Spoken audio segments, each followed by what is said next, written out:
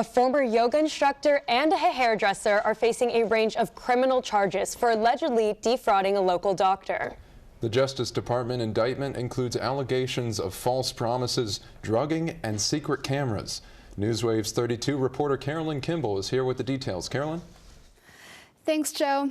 39-year-old Anna Moore and 46-year-old Anthony Flores were arrested last week after they pretended to befriend a mentally ill doctor and moved into his Malibu beachfront home, rent-free.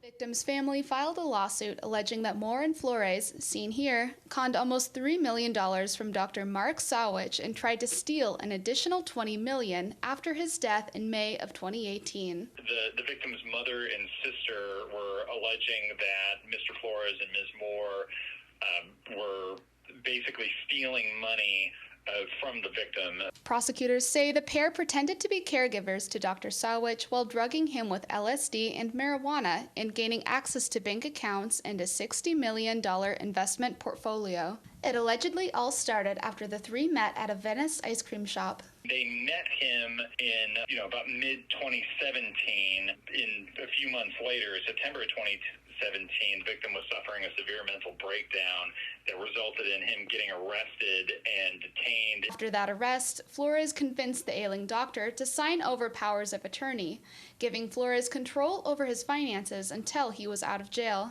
Flores reneged on that promise and instead used the power of attorney to open bank accounts in the victim's name, giving himself and Moore access to the victim's wealth, which is estimated at that time in excess of $60 million.